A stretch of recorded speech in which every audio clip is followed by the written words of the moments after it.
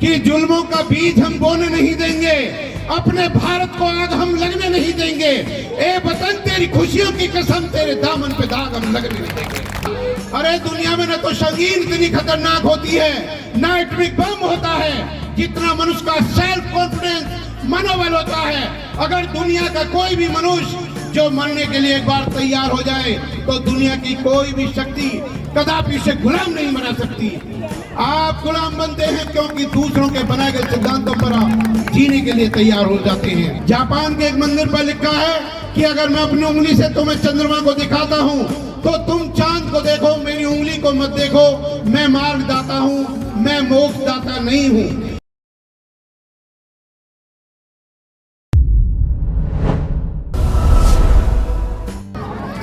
धोखे की मोहब्बत से अदावत बेहतर है, धोखे की मोहब्बत से अदावत बेहतर है, 100 बार की गुलामी से बगावत बेहतर है। मेरे साथियों, वोल्टेयर का एक बहुत ही महत्वपूर्ण कथन है कि अगर कोई भी सरकार जो लोगों के मूल अधिकार का हनन करती है तो उस समय किसी भी नागरिक का सच्चा व्यक्ति होना उसके लिए बहुत ज्यादा खतरनाक हो सकता है। दूसरा, लियो टॉल्स्टॉय साहब ने अपनी world famous book War and Peace में कहा है कि किस मनुष्य ने अपने जीवन में कितना कार्य किया है इसका कोई महत्व नहीं है, वर्तमान में व्यक्ति किस दिशा में जा रहा है ये बहुत ज्यादा महत्वपूर्ण है। मेरे साथियों, जो हम बौद्ध धर्म की बात करते हैं तो हम एक ऐसे धर्म की बात करते हैं कि जो धर्म एक इंटरनेशनल धर्म है। जिस प्रकार हिमालय की तुलना केवल हिमालय से की जा सकती है, उसी प्रकार बाबा साहेब डॉक्टर अम्बेडकर की तुलना केवल बाबा साहेब डॉक्टर अम्बेडकर से की जा सकती है। इस देश की जनता जब लड़खड़ा रही थी, इस देश की सरकार जब फड़फड़ा रही थी, तो बाबा साहेब डॉक्टर अम्बेडकर ने संविधान को दिया। अतः हम कह सकते हैं कि बाबा साहेब डॉक्टर अम्बेडकर शासन थे, प्रशासन थे, अनुशासन थे, अंधकार पर मानवता की जीत के प्रतीक थे। बाबा साहेब डॉक्टर अम्बेडकर ने जो आपको बुद्ध का धर्म दिया है, वो बुद्ध का धर्म केवल 50 या 100 वर्ष के लिए नहीं दिया, बल्कि हजारों साल के लिए ये बुद्ध का धर्म दिया है। और ये बुद्ध का धर्म आपको निश्चित रूप से हर प्रकार की गुलामी से, हर प्रकार की गरीबी से और हर प्रकार की परेशानियों से मुक्त करेगा। और मैं आपको ये कहना चाहता हूँ कि वे लोग जिन पर सदियों से जुल्म, सितम, अन्याय और अत्याचार किया गया है, ऐसे लोगों को लिए बुद्ध का धर्म एक औषधि के रूप में सुझाया जा सकता है। जो कोंडली या जमुना पार का क्षेत्र है, उसका सबसे ज्यादा महत्वपूर्ण कार्य इस दिल्ली के अंदर बौद्ध धर्म का फैलाने का सबसे बड़ा श्रेय जमुना पार के लोगों को जाता है, क्योंकि वो विभिन्न ग्रामीण एरियाओं से या उत्तर प्रदेश वगैरह जैसे प्रिय क्षेत्रों से आए हैं और यहाँ से मशाल जलाकर बौद्ध धर्म की मशाल वो गांव-गांव तक अपने उत्तर प्रदेश, मध्य प्रदेश जो भी है वहाँ पर बौद्ध धर्म की मिसाल को लेकर उन्होंने बौद्ध धर्म को ग्रामीण एरिया में फैलाया है। जिस प्रकार हिमालय से गिरने वाली धारा को दुनिया की कोई भी ताकत कदापि समुद्र में मिलने से नहीं रोक सकती, उसी प्रकार दुनिया की कोई भी ताकत इस देश के मूल निवासी बहुजनों को बौद्ध धर्म में आने से नहीं रोक सकती है। भारत के अंदर बौद्ध धर्म बड़ी तेजी से और बड़ी मजबूती से फैल रहा है।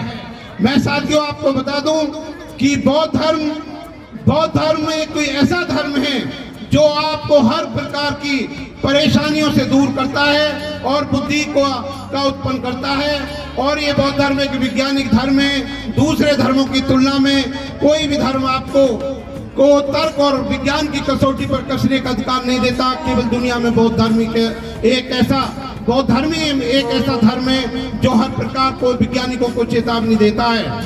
जापान के एक मंदिर पर लिखा है कि अगर मैं अपनी उंगली से तुम्हें चंद्रमा को दिखाता हूँ तो तुम चांद को देखो, मेरी उंगली को मत देखो। मैं मार्गदाता हूँ, मैं मोक्षदाता नहीं हूँ। इसलिए बाबा साहेब डॉक्टर अम्बेडकर का जो क्षेत्र है वो केवल कानून का, संविधान का ही नहीं है, लेकिन आपको विश्व स्तर पर वह धर्म आपको उठाता है। और ये केवल भगवान बुद्ध का ही धर्म है। जो धर्म ये हम जो इतने लोग इकट्ठे हुए हैं केवल एक दिन का काम नहीं है, बल्कि लोग हमारे साथी दया नराला साहब रंजीत जी और अनेक साथी हैं जो 30-40 वर्ष से बौद्ध धर्म के लिए प्रचार कर रहे हैं। इसलिए मेरे साथियों, मैं आपसे कहना चाहता हूं कि आप देखते हैं कि कमांडोज के अगर 10 गोली भी लग जाए तो भी वो बराबर लड़ता रहता है।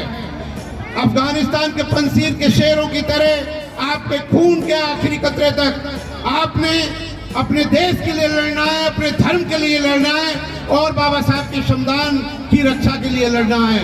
लेकिन मुझे बड़े दुख के साथ कहना पड़ता है कि देश की वर्तमान सरकार, जो भी दिल्ली की सरकार है, वो बाबा साहब की संपूर्ण पुस्तकों को आम भाषा में नहीं छपा कर लोगों को नहीं पढ़ पाने में असफल रही है।